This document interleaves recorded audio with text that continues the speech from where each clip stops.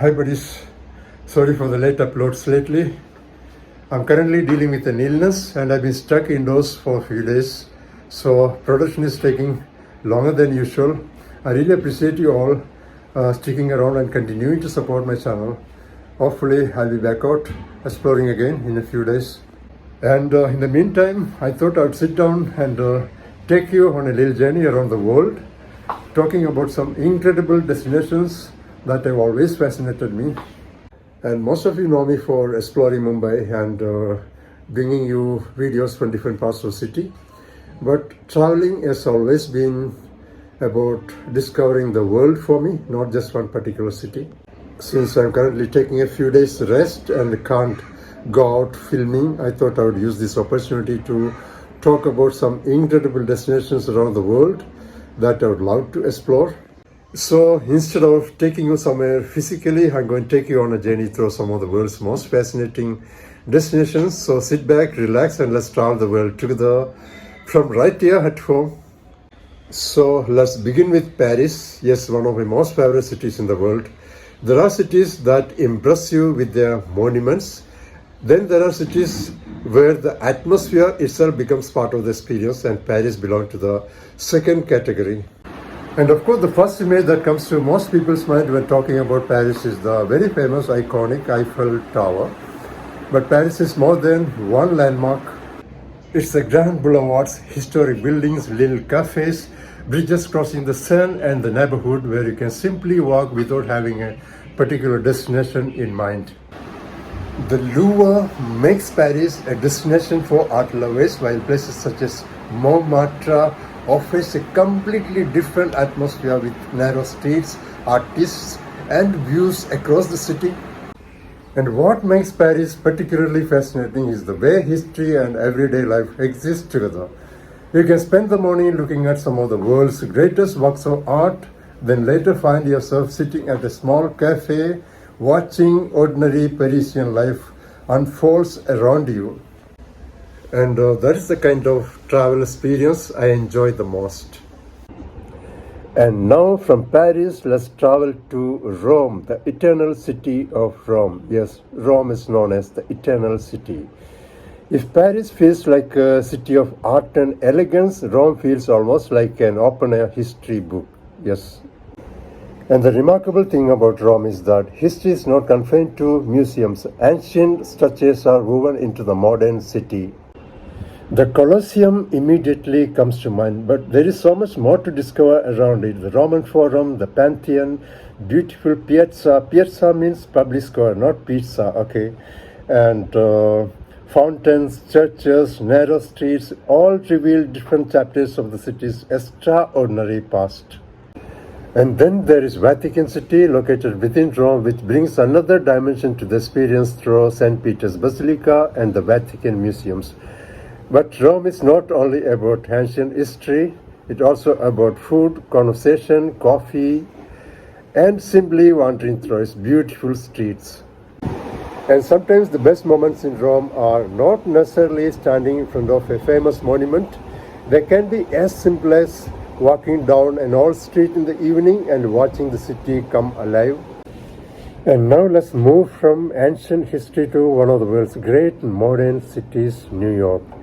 New York has an energy that is difficult to describe until you experience it. The skyline, the traffic, the subway, the crowds, the yellow cabs, the enormous buildings, and people from virtually every part of the world all come together to create something completely unique. And Manhattan is one of the greatest attractions, with places such as Times Square, Central Park, Fifth Avenue, and the Empire State Building. But what makes me fascinating about New York is its diversity.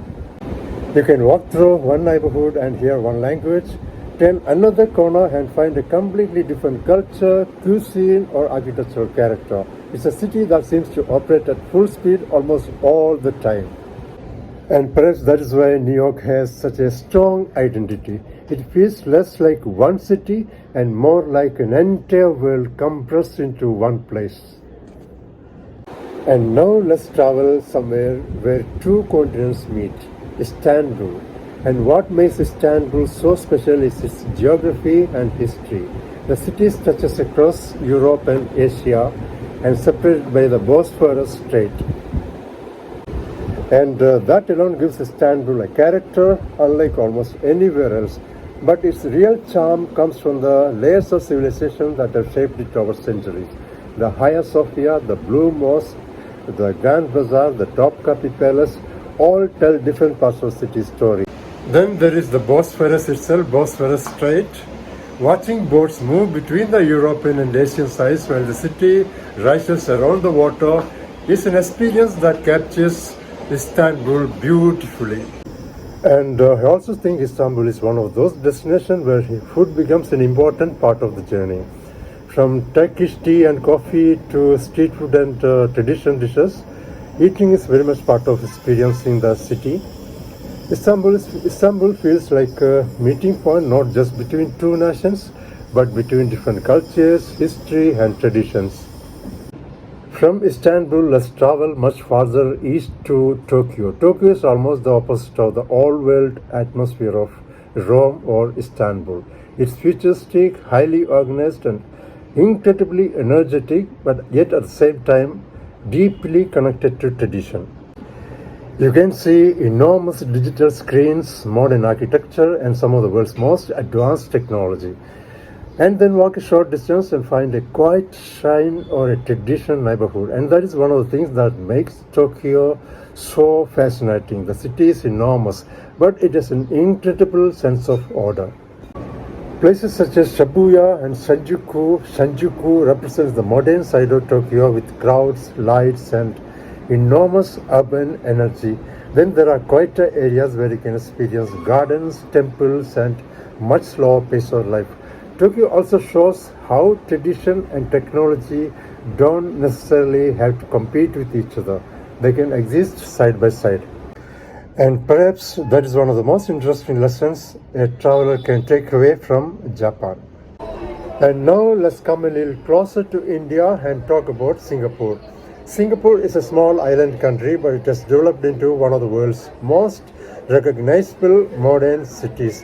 What really stands out about Singapore is how clean, organized, and efficiently planned the city is. No doubt about that. But Singapore is not just about modern buildings. The city has a fascinating multicultural character with Chinese, Malay, Indian, and other influences clearly visible in its neighborhoods, food, and architecture. Places such as Marina Bay offer that unmistakable modern skyline, while areas such as Little India and Chinatown provide a very different experience. And for me, that is what makes Singapore interesting. You can move between futuristic architecture, tropical greenery, historic neighborhoods, and completely different culinary traditions within a relatively short distance. It's a destination that demonstrates how a modern city can develop rapidly while still retaining elements of its cultural identity. Now let's head to another destination that is transformed dramatically within a short period of time, Dubai. Dubai is a city built around ambition. Its skyline, enormous shopping centers, luxury hotels and extraordinary architecture have made it one of the world's most recognizable destinations. And the Burj Khalifa in Dubai is the most obvious symbol of that ambition. But Dubai is not only about skyscrapers. There is also an older side of the city around areas such as Al Fahidi, the traditional souks and Dubai Creek, where you can get a sense of the city's history before its transformation into the global metropolis we know today. And I find that contrast particularly interesting. On one side you have ultra-modern skyline that looks almost futuristic, and on the other you have older neighborhoods and traditional markets that remind you of Dubai's origins as a trading community. It's a city that has changed dramatically in a short time, and that transformation itself is part of its story. And finally, let's slow things down a little and head towards Switzerland. Unlike the enormous cities we have just discussed, Switzerland is best experienced through its landscapes. The Alps, beautiful lakes, green valleys, charming towns and mountain villages create scenery that almost looks unreal. Places such as Interlaken, Lucerne, Zermatt and Jungfrau region are popular for very good reasons. But Switzerland is not just about looking at mountains, it's about the experience of being surrounded by nature.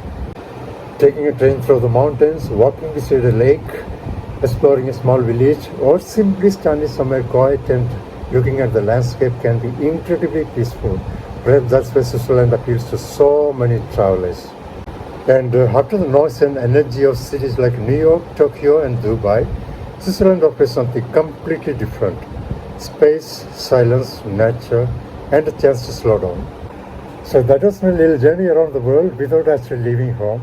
Paris, Rome, New York, Istanbul, Tokyo, Singapore, Dubai, and Switzerland are all very different from one another. And that is what I love about traveling. Every destination has its own personality.